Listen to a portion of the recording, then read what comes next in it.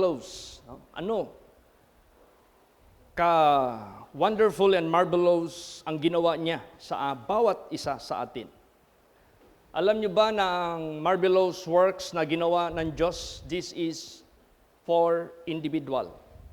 Individual po ito. Hindi po ito pakyaw. Hindi po ito by family, by organization, by tribe, by country.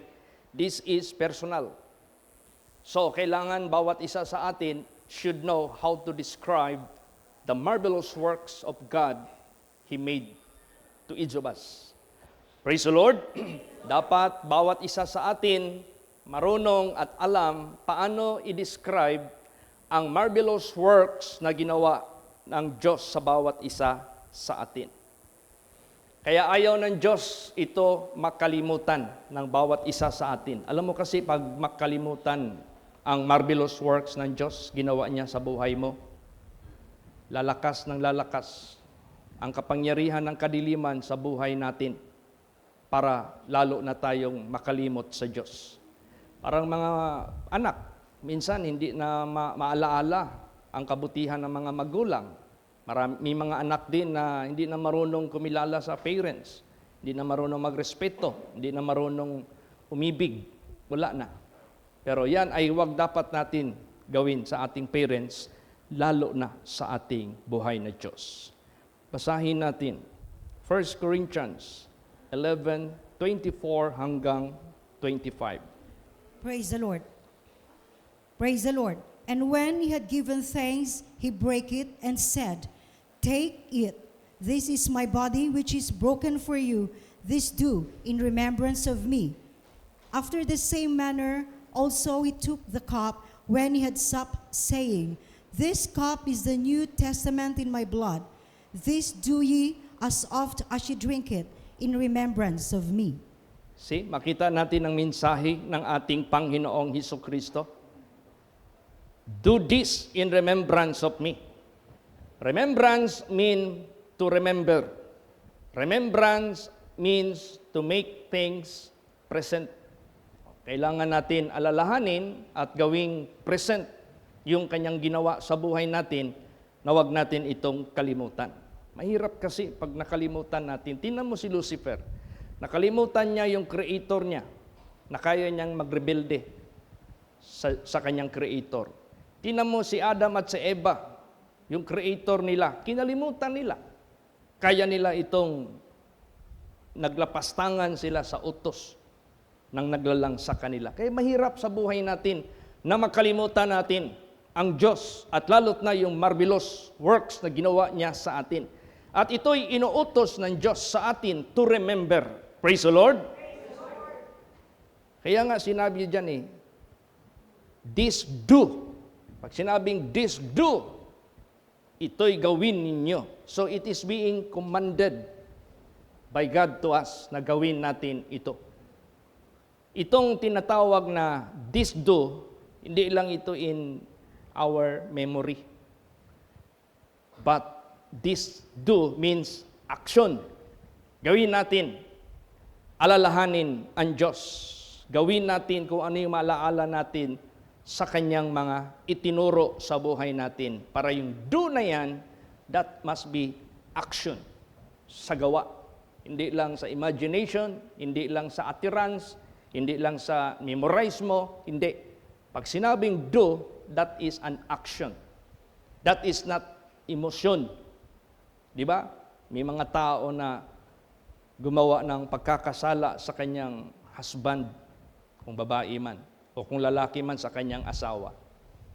Tapos, maghingi ng kapatawaran, magpakita yang emosyon, mag-iyak-iyak yan. Patawarin mo na ako. Emosyon.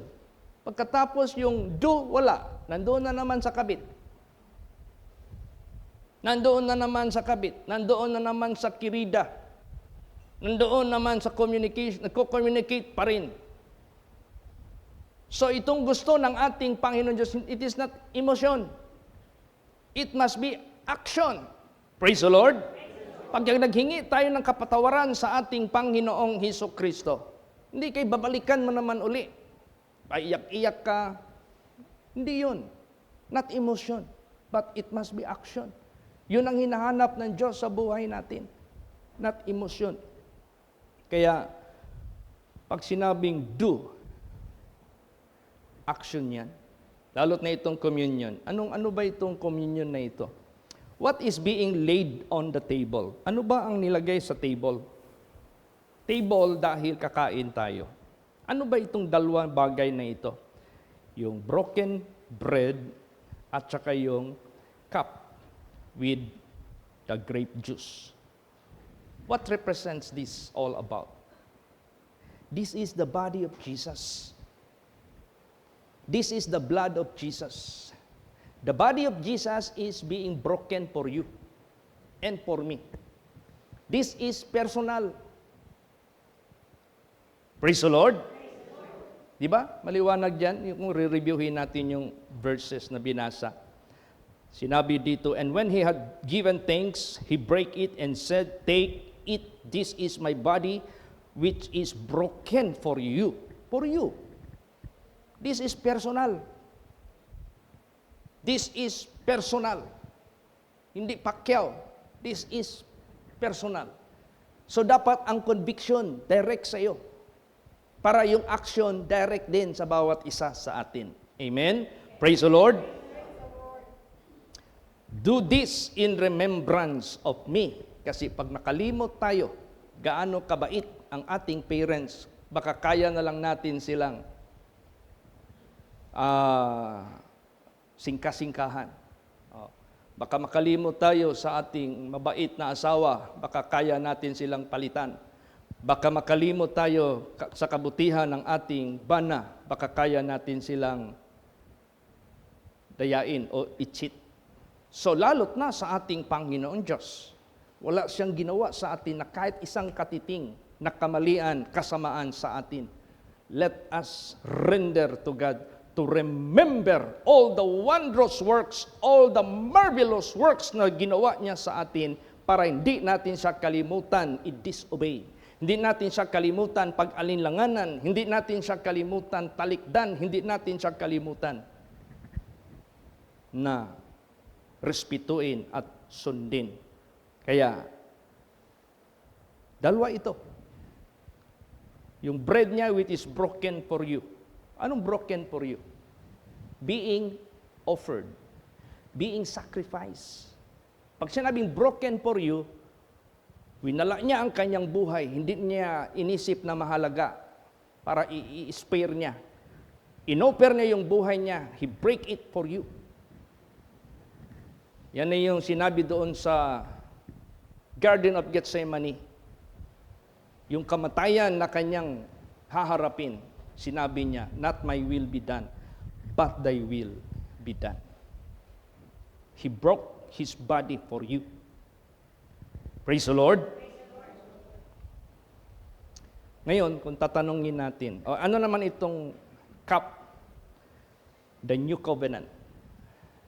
Alalahanin natin, yung new covenant ng Diyos, hindi niya kayang i-break ang anong ipinangako niya sa mga faithful. Yan ang pangako ng Diyos. I will not break my covenant. Praise the Lord. Kaya tinawag itong New Testament, means New Covenant. This blood of mine, drink. This is blood of mine in the New Testament. New Covenant. So dalawang ito, palagay na lang natin si Jesus nakahiga dito.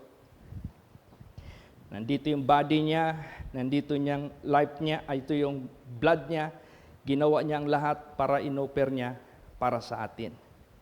So, ngayon, kakainin natin ito.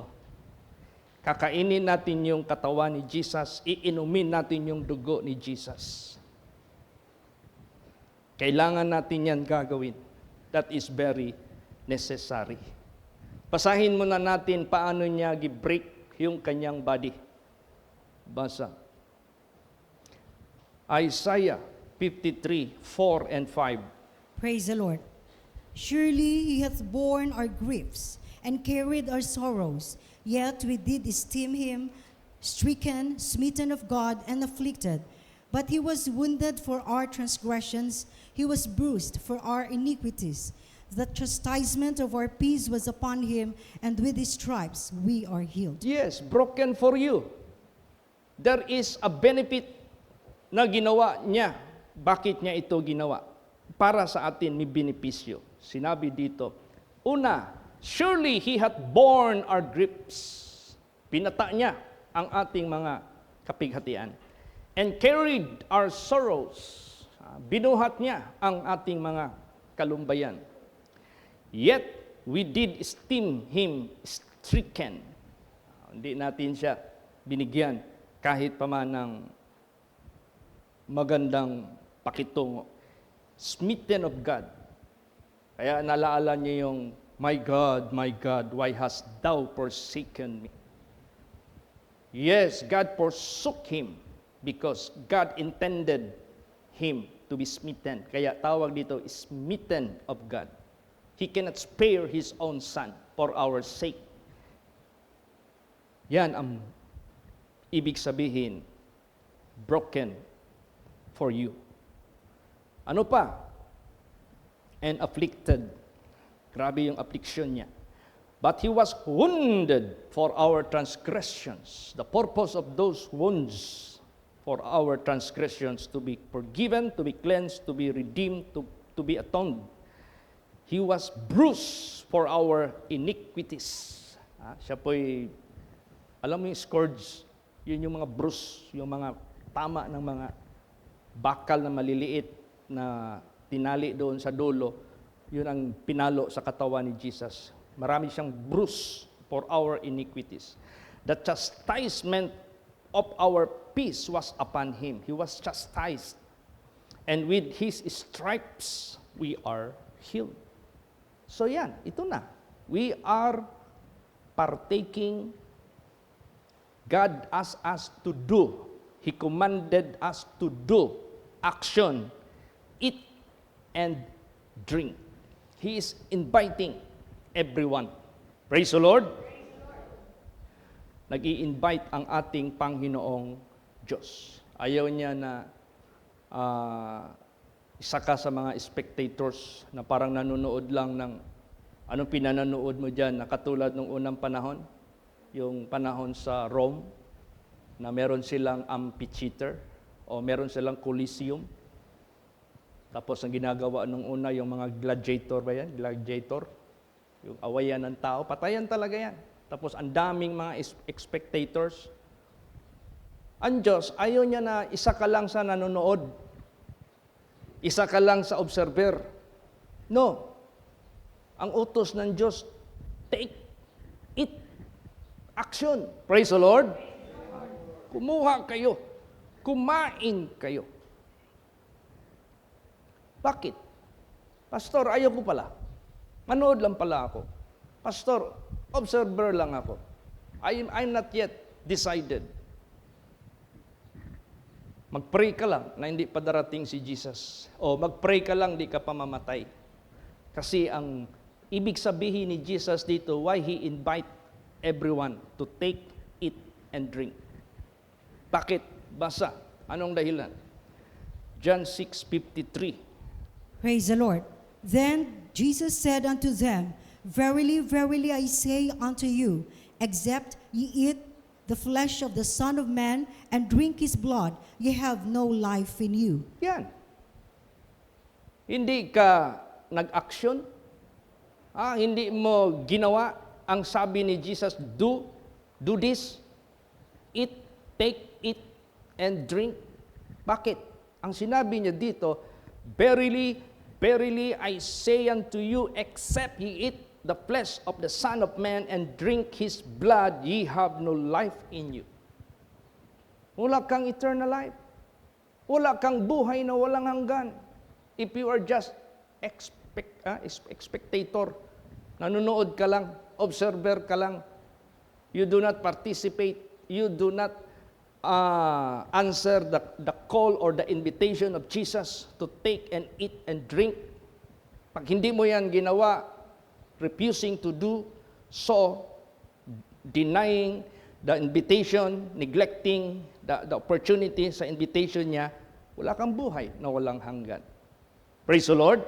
Because this is not just symbols. Kaya nga, mamaya magdarating tayo dyan sa verse na yan. Kung mag-partake ka ng communion, hindi ito na para ka lang nag-snack. Hindi ka rin para ka lang na nagkuha ng snack. Hindi po. You have to discern it. And you have to examine yourself. Kasi yung invitation ni Jesus Christ, serious ito. Hindi ito laro-laro lang. Hindi mo ito pwedeng sabihin, that is just for today. That is just for once a month. No. Do this in remembering me. Jesus said, do it every day. Do it every moment of your life. Na talagang kinain mo yung kanyang broken flesh at saka yung kanyang new covenant. So, yun ang dahilan. Kung gusto mo makapasok sa karya ng Diyos, don't refuse to participate. Don't refuse to do this. Gawin mo talaga yan. Praise the Lord. Sige. Subukan nating kalimutan yung asawa natin, gaano sila kabait, gaano sila kabuti, gaano sila ka-kind sa atin, gaano sila nag-alaga sa atin. Di ba, tutuksuin tayo ng dyablo ng ibang babae? Pag hindi na natin inaalaala yon, wala na. O vice versa. Ikaw, asawa, kung hindi mo alalahanin yung kabutihan ng husband mo, paano siya naghanap buhay para sa pamilya mo? Paano siya nag-sacrifice? Pag hindi mo yan alalahanin, you are trying to forget it, tapos puro na lang ang makita mo mali, puro na lang mga shortcomings, wala ng appreciation, tutuksuin ka ng ibang personality. Ganon din sa Diyos. If we are trying to fade our remembrance about sa kanyang marvelous work sa buhay natin, si Satanas, magligaw yan sa atin, magpakita yan siya sa atin ng gilas. Lulukuhin niya tayo niyan. Ngayon, kung nakalimutan na natin yung kindness ng Diyos, yung goodness ng Diyos, yung marvelous works of God, wala. Ma-forsake natin yan. Maging katulad tayo ni Lucifer, maging katulad tayo ni Adam at ni Eva. Hindi na nila inaalala na they were created by their Creator. Mahirap yun. Yan ang nakita ni Jesus na weakness ng tao. Gusto niya, remember always Him. Remember always His goodness, His marvelous works. Remember always, without Him, wala ka. Huwag natin kalimutan ito. And we have to do it. Praise the Lord. Gawin talaga natin yan. At ang invitation ni Jesus Christ, lahat. Lahat. Dapat magpartake ka ng communion. Basahin natin yan. Matthew 26:27. Praise the Lord. And he took the cup and gave thanks and gave it to them, saying, drink ye all of it. Yes. Drink ye all. Kayo lahat, inumin nyo ito, kainin nyo ito. Lahat, from top to bottom. From CEO to janitor. From pastor to the least member. Lahat tayo. Hindi pwede na hindi tayo mag-partake ng Holy Communion. Praise the Lord. Dapat lang talaga. Kasi gusto ni Lord Jesus Christ, i-secure talaga yung ating kaligtasan . Ayaw niya na may maiwan.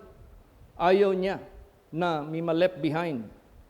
Kaya kung meron kayong pamilya na nanghihina, bigyan nyo sila ng alaala. Bigyan nyo sila ng mga warnings. Bigyan nyo sila ng paalaala. Don't just let them go without reminding them, without giving them warning. Give them warning. Keep them reminder. I-remind nyo sila. Praise the Lord. Kung tayo nandito na, nag-active na tayo, naglilingkod na tayo kay Lord Jesus ng buong puso, nire-remind pa nga tayo ng Diyos. Kasi alam talaga ng Diyos ang weakness ng tao.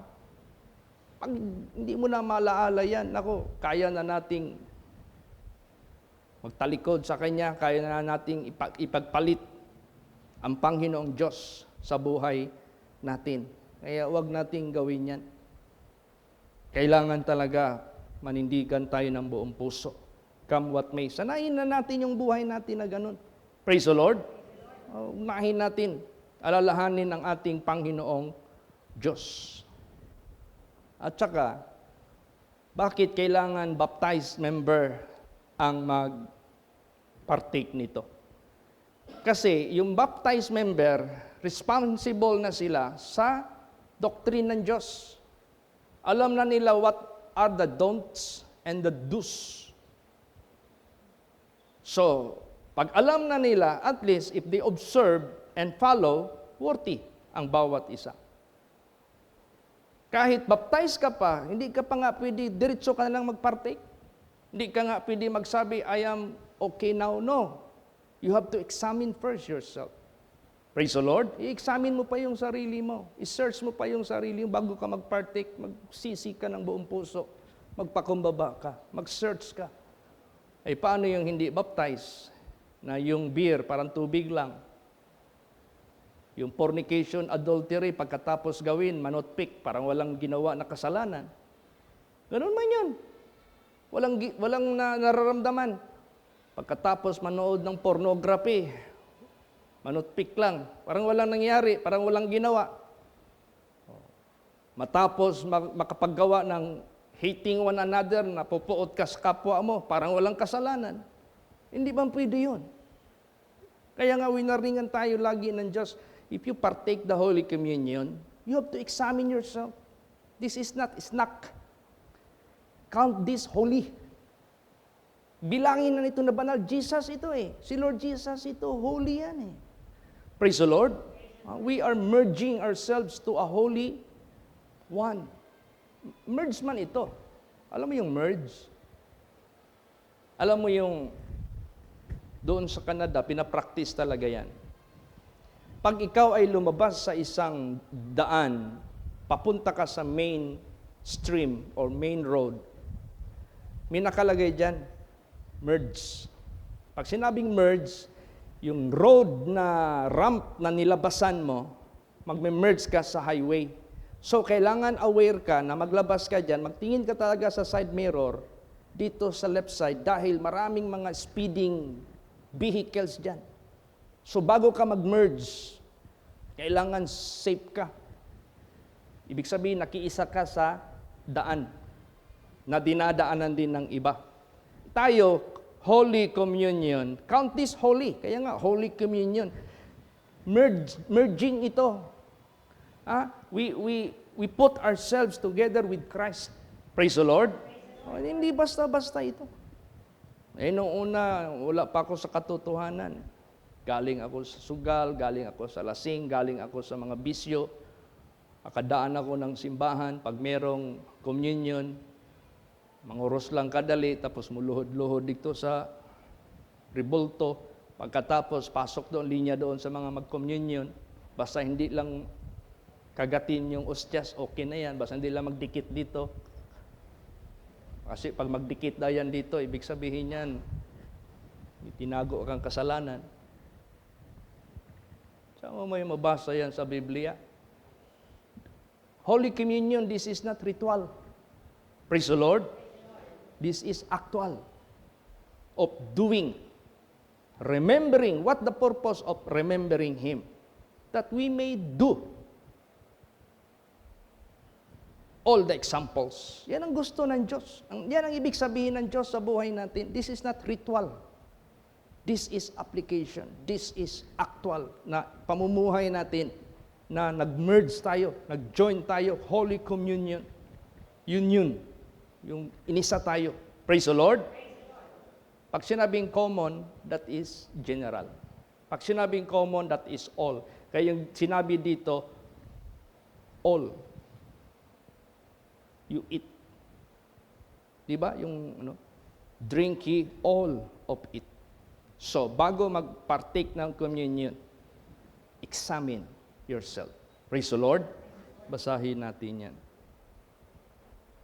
1 Corinthians 11:27 hanggang 29. Praise the Lord.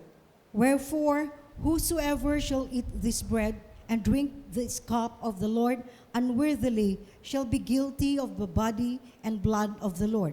But let a man examine himself, and so let him eat of that bread and drink of that cup. For he that eateth and drinketh unworthily eateth and drinketh damnation to himself, not discerning the Lord's body. Yan. Bakit bumagsak si Brad Bernard sa driving lesson niya doon sa Canada? Bakit bumagsak siya? Mali ang kanyang ano. Kasi ang instructor niya is pure Chinese. Alam niyo yung Chinese, yung syllable ng English nila, short syllables. Nung nandoon na sila malapit sa highway, sabi ng Chinese na instructor sa kanya, "Chengleng, Chengleng, Chengleng!" Hindi man maintindihan ni Brad Bernard, ano yung Chengleng? Chengleng! Diretso lang Brad Bernard. Bagsak. Yung pala, change lanes. Change lanes. Mag-change lane ka na. Baka maabutan ka dyan sa dulo, wala ka nang madaanan, tapos tsaka ka pa mag-decide mag-change lane, baka ma-disturb yung ano. Naranasan ko man din mag-drive sa Canada.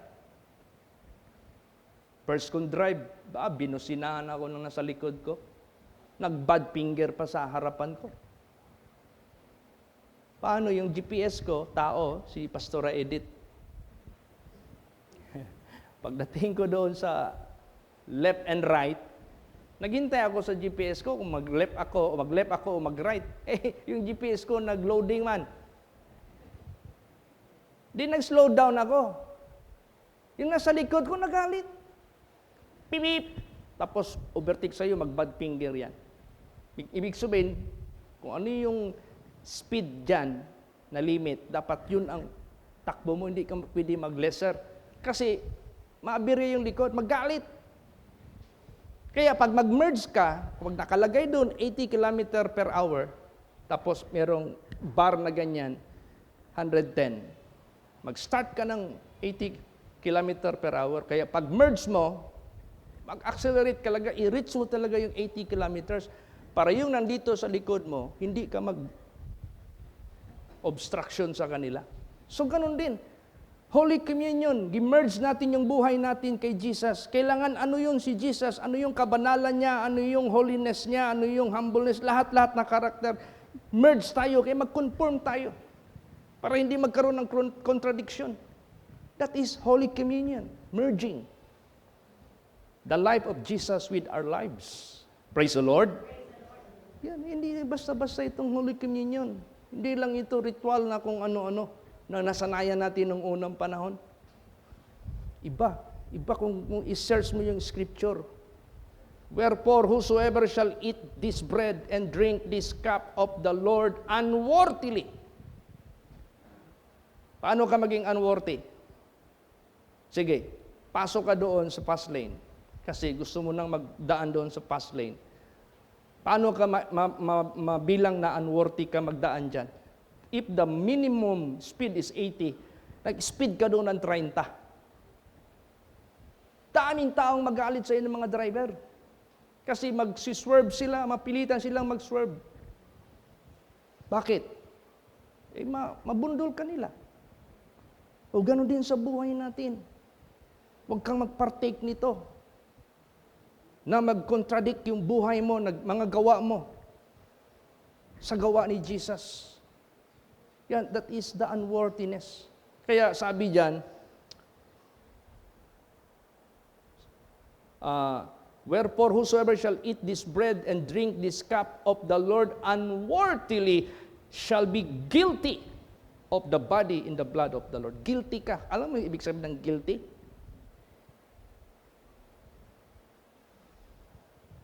You are counted as transgressor.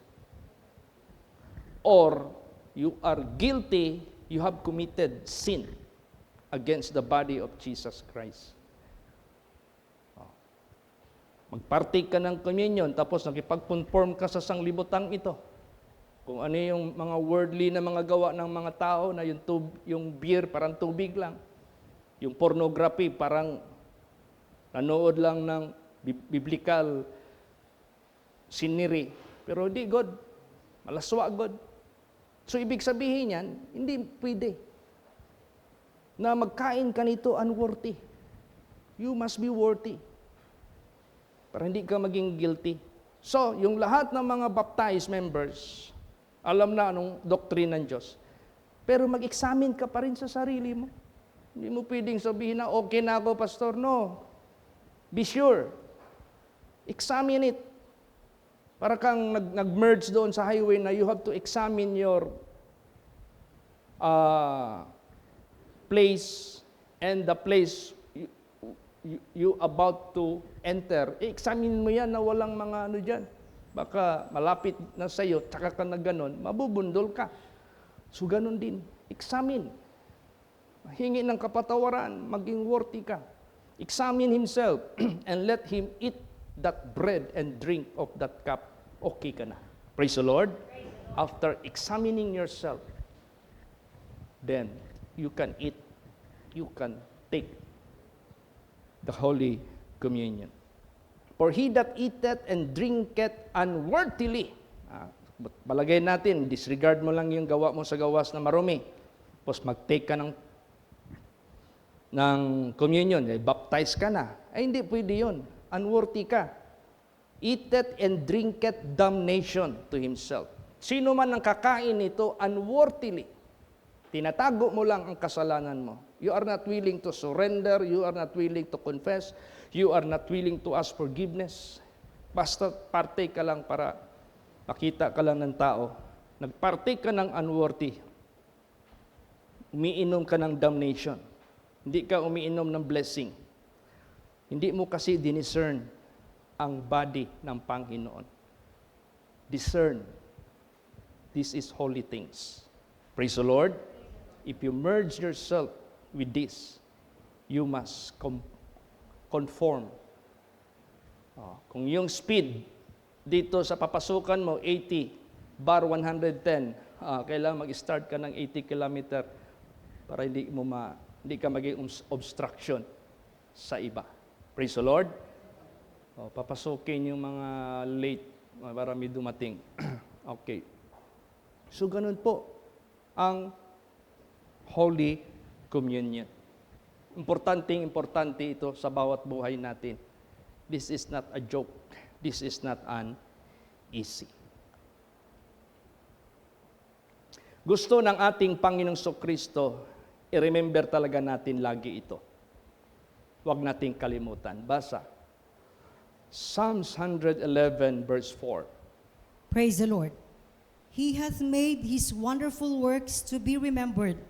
The Lord is gracious and full of compassion. Yes.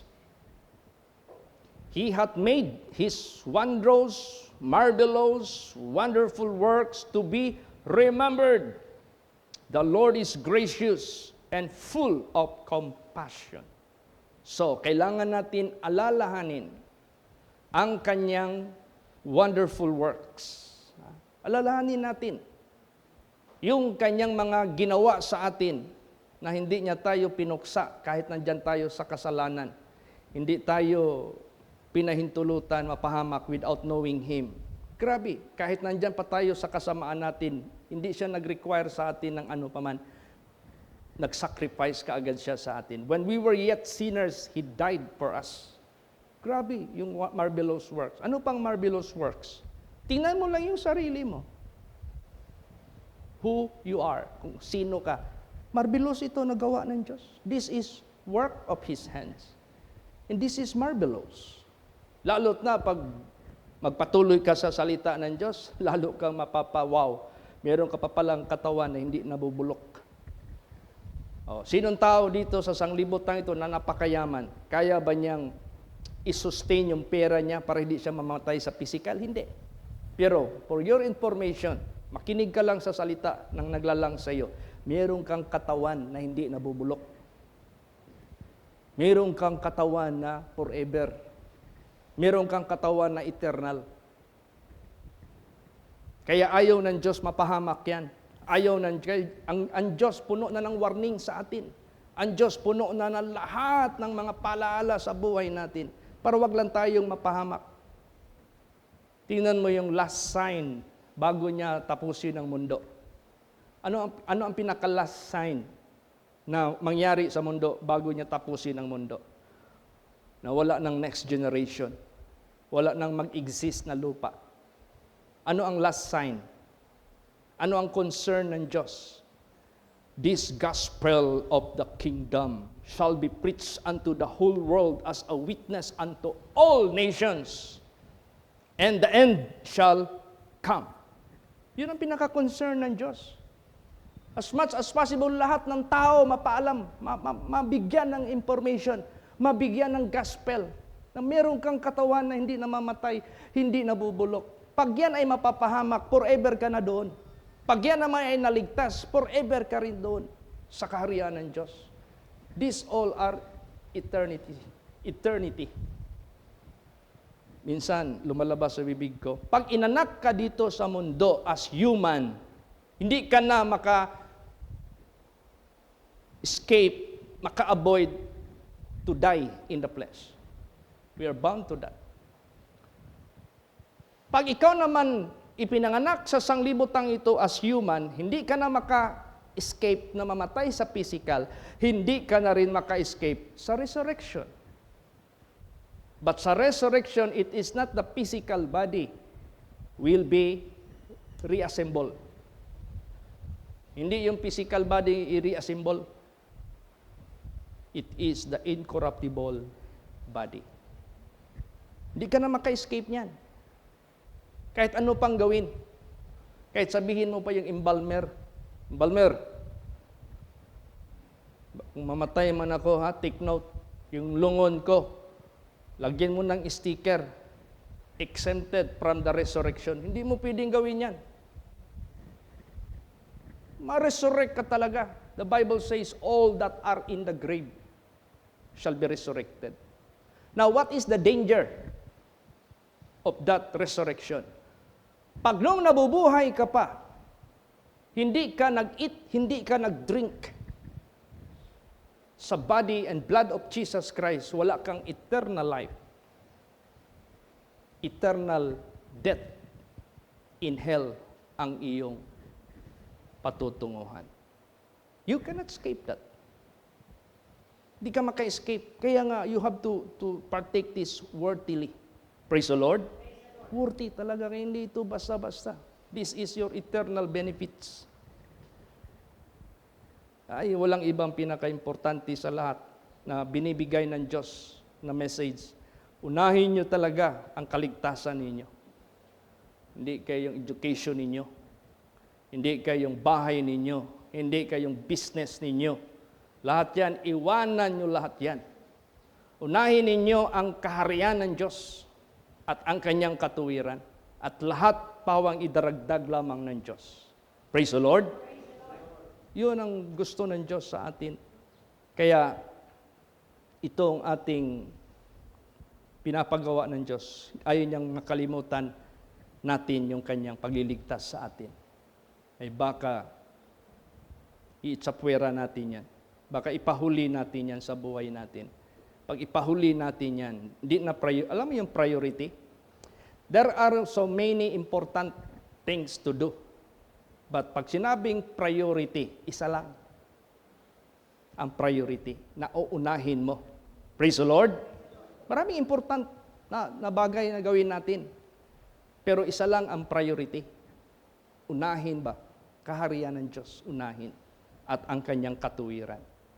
At least, kung mawala man tayo sa mundo, sa katandaan, mawala man tayo sa mundo, alam mo yung parents ko, kasama ko yan ilang taon. Siguro, more than 50 na ako, years old. Kasama ko yung parents ko. Dumating din ang panahon, tumanda sila, nanghina sila. Dahilan lang yung mga sakit nila, kinuha sila ng Panginoon. Don't tell me we are not bound to that. Kaya nga sabi dyan, pag pinanganak ka dito na human, you can no longer escape death, physical death. Praise the Lord. Kaya gusto ng Diyos, lahat tayo dapat makinig sa Kanya para tayo magkaroon ng kaligtasan. At itong ating pag-partake ng Holy Communion, ginagawa natin ito hanggang sa Kanyang pagbalik o hanggang sa ating kamatayan. Kasi itong pag-partake natin ng communion, it is not just in this communion service, but in our daily life. Partaker tayo sa Holy Communion, sa daily life natin. We are showing We are revealing, we are declaring God's righteousness, God's salvation. Yan ang ibig sabihin ng Diyos. Hindi lang itong service na ito, but every day sa buhay natin as partaker of the holiness of God. Basahin natin yan. Pakibasa. 1 Corinthians 11:26. Praise the Lord. For as often as ye eat this bread and drink this cup, ye do show the Lord's death till he come. Yes. Habang ginagawa niyo ito as often, anong as often? Daily. Drink this cup, ye do show the Lord's death till he come. So, what is the death of Jesus? The salvation of mankind. So you are showing the salvation, the message of salvation. So we are preaching, not just in this service, Holy Communion, but in our daily life, yung pang-araw-araw natin na pamumuhay. At saka pag nagpartake ka ng communion, tingnan mo ng husto yung pinapartake mo na si Jesus Christ. Huwag ka magpa-distract. Praise the Lord. Kaya nung nagbago yung buhay ko sa salita ng Diyos, ang daming nagdi-distract sa akin. Hoy, Chit! Ay, padayon din na, samang ka eh. Di naman gani kakauban-uban sa amo, bitahon ta mo, taka. Naunsa naman ka, nabayot naman ka, Chit. O, di ba? Kasi ang sanglibutan nito, hindi ka mamatawag na lalaki kung hindi ka marunong magporma. Hindi ka marunong mag-alsa ng baso. Tignan mo, bago lang namatay yung kapatid ni Lloyd. Namatay sa bisyo. Kawawa. 32 years old pa lang. Isang araw lang namatay. Iko, Pastor, sa may sakit, anak. Ay, Pastor, naot-ot ang bukob sa sigig singhot sa Shabu. Adik. Sigig singhot o Shabu. Kawawa. So, pag tumingin ka kay Jesus Christ, huwag mo nang ibaling sa ibang direksyon yung pananaw mo. Huwag ka magpa-distract. Either by marriage, either by business, negosyo, either by friends, either by classmates, either by family. Wala. Dapat pag tumitik ka na kay Jesus, huwag ka na magpa-distract. Praise the Lord. Tuloy-tuloy ka na. Tapos yung mga pamilya mo na makakita sa iyo na sumunod ka kay Jesus at naniwala sila kay Jesus na sinusunod mo, maligtas din yan sila. You are not doing it by yourself alone, but you are doing it for the entire family. And not only the entire family, but all neighbors and all community. Yan ang ginawa ni Jesus para sa atin. He died once and for all. Praise the Lord. Para sa lahat yan. Tingnan natin na huwag tayong magpa-distract sa pagtitik kay Jesus. At bakit? Sige nga, Hebrews 9:28. Praise the Lord. So Christ was once offered to bear the sins of many, and unto them that look for him shall he appear the second time without sin unto salvation. Alright. Para kanino niya ginawa ang pag-offer niya sa kanyang sarili? Isang beses lang. Para sa lahat. Para sa lahat. Walang reliyon dito na na-mention. Hindi kay porki nagbagong buhay ka, ipiprosecute ka ng reliyon mo na dati mong nasanayan na hindi ka naman nagbago doon. Hindi ka man na-change ang buhay mo doon. Tingnan mo yung bulag. Tingnan mo si Paul. Tingnan mo yung mga Pharisees dito na sumunod na kay Jesus. Di ba? Gipersecute sila sa kanilang former church nila. Imagine, ilang 48 years na siya sa kanyang religion, hindi man lang siya nakakita ng katotohanan. Nung nakakita siya sa katotohanan at pinopromote niya yung nagpakita sa kanya, pinagalitan pa siya. Naggalit pa yung grupo niya, yung former church niya. Yeah, sa buhay natin, this is not all religion. This is not about religion. This is not about your former church. But this is all about Jesus, the truth. Praise the Lord. Praise the Lord. Yan, kaya kailangan talaga natin magbigay na tayo ng direksyon. tinititikan natin? Anong direksyon mo sa buhay mo? Sinong tinititikan mo? Para hindi ka mapahamak, titikan mo si Lord Jesus. Let none distract you. Dapat walang makadisturbo sa iyo. Praise the Lord. O, kahit anong bagay, kung anumang relasyon sa bawat isa, hindi makadistract yan. Yung paglilingkod natin kay Jesus, no one must distract you. Kahit ano pang chismis, ano pang mga chat, ano pang mga post, ano pang mga hearsay. Tumitik tayo lahat kay Jesus. Kasi hindi nagbabago si Jesus. He is the same yesterday, today, and forever. And He will not break His covenant. Yung promise niya, hindi niya talaga yung bibigoin. Pag sumunod ka kay Lord Jesus, disregarding all the things na nagdi-distract sa iyo, you will avail the goodness of the covenant of God. Praise the Lord. Yan. Kailangan natin yan. Ano pa? Bakit kailangan natin ito? Para hindi tayo mapahiyaan pagdating ng panahon. Last verse. Pakibasa. 1 John 2:28. Praise the Lord. And now, little children, abide in Him, that when He shall appear, we may have confidence and not be ashamed before Him at His coming. Praise the Lord. Yan. Sino yung mapapahiyaan? Yung mga tao na hindi marunong manalamin. Alam mo yung tao hindi marunong manalamin? Maglabas ng bahay, walang tingin-tingin sa salamin. Hindi alam, ikanin pa dito. Oh. Hindi alam, kung sakaring nagpulbos ng muka, nagkabang-kabang. Oh. Hindi marunong manalamin. O hindi alam yung botones, disalign. Yung first button, nalagay sa second button. So tuloy-tuloy na yan. Pagdating doon sa bottom, magdispariha yan. Wala man tingin-tingin sa salamin. O kaya maglabas sa bahay, yung kalahating polo nakasiksik, yung kalahati nakalabas. O kaya, ang sapat, alam mo, naranasan ko na yan eh. Sino ba yung kasama ko noon? Mabuti gabi nangyari. Nag-attend ako ng funeral service. Eh, siyempre, ako yung magbigay ng Word of God. Hindi ko alam, yung sapatos ko hindi pareho. Okay lang, kanan at kaliwa. Kaso yung kaliwa, hindi pares doon sa sinuot ko sa kanan. Sabi ng membro ko, pagtingin ko, naku, paano ito? Nandito na ako, ang layo ng bahay. Kay panahon yun ni Sister Cording, ni Brad Frank doon sa Toril. Buti gabi. Hindi masyadong napansin. Hindi man nagtingin ng salamin. So, wag nating hayaan mapahiyaan tayo sa pagbalik ni Jesus. Praise the Lord.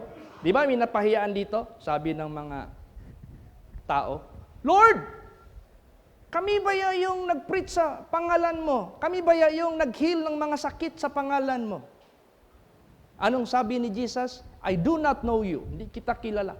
Kayo manggagawa ng masama. So itong mga taong ito, hindi marunong manalamin. Na nung nandoon pa sila sa sanglibutang ito, gumagawa sila ng masama, hindi nila nakikita. They just ignoring it, they just disregarding it. Bahala. Alam mo yung bahala na. Bahala na, God is love. Bahala na, God is understanding.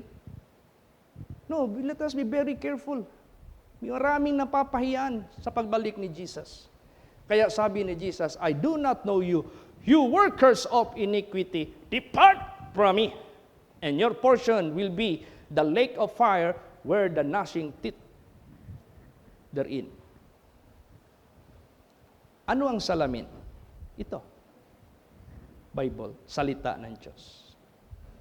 Kaya kada preach ko, magtanong ako, ikaw, miss, how many times ka magtingin sa mirror sa bahay mo? Sabi niya, hindi ko mabilang. Sabi ko, you are telling the truth. Lalaki ka man, babae ka man, di mo mabilang ang pagtingin sa mirror everyday sa salamin. Maghilamos ka, harap ka. Mag-shave, harap. Magsuklay, harap. Magdamit, check mo na harap. para di ka mapahiyaan. Now, sa buhay mo, how many times ka na nalamin sa kaluluwa mo? Do you read the Bible? Para makita mo yung sarili mo? Yung iba nga, pag sabihin mo, oy, maimpyerno ang maglasing. Di maniwala, kay si Jesus daw, gumawa daw ng bino. Tingnan mo anong nasabi ng tao nung nakainom sa wine na ginawa ni Jesus. New wine. Ang sarap, ang tamis. Non-fermented. Ang wine na well-known noon is the grape juice. O grape, yung press na grape, yung pinuga na grape. Hindi yung 5 years old, hindi yung 12 years old, 25 years old, na in-stock, na tumaas ang alcohol, na sindihan mo, magsilab, magliyab. Pag inumin mo, mag-init yung katawan mo, mamulay yung mukha mo. Tapos, mag-Inglesiro ka na. O yun ang mga wine. Tapos kung maglakad ka na, parang ikaw na may-ari ng karsada ng buong Santo Niño. Ganun-ganun ka na. Alam mo si Satanas, masyadong, matuso. Huwag tayong magpa-deceive. Praise the Lord. Oh. Huwag. Tapos sabi nila, ang beer daw, pampalinis daw yan ng alikabok. Oy, inom ka ng beer kasi construct ka ng construction, marami kang nasinghot. Pagkatapos mag-inom ng beer, nakadalawang kaha na, wala na, di na makauwi sabay, suka-suka na. So, therefore, sa buhay natin, para hindi tayo mapahiyaan, magsalamin tayo lagi. Dito natin makita ang sarili natin. Sa 10 Commandments lang, makita mo na thou shalt not. Puro na, thou shalt not. Pag meron kang isa dyan, nilapas tanganan, makita mo yung sarili sa buhay mo. Pagdating mo ng New Testament, ang dami dyan.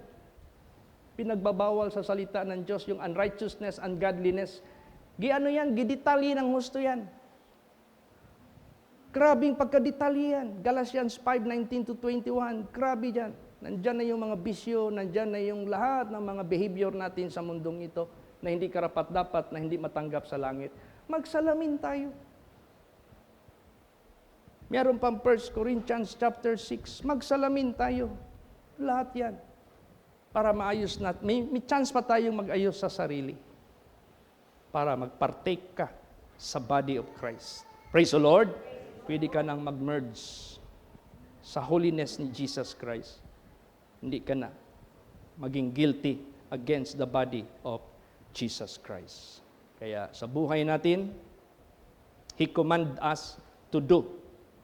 This is not just ritual, this is not emotional, but this is action. I-apply natin ang ating natutunan sa buhay ng ating Panginoong Sokristo. So, to God be the glory. Pasalamat tayo sa Diyos. So, yung mga hindi pa na-baptize, I advise you, hindi mo na kayo permitted to take the Holy Communion. Hindi katulad sa nasanayan ko noon. Kahit saan ako galing na kuweba, pakadaan lang ako ng simbahan. Pag makakita ako doon na big communion, magpila ka lang doon, no problem. Kahit labas-pasok ka pa.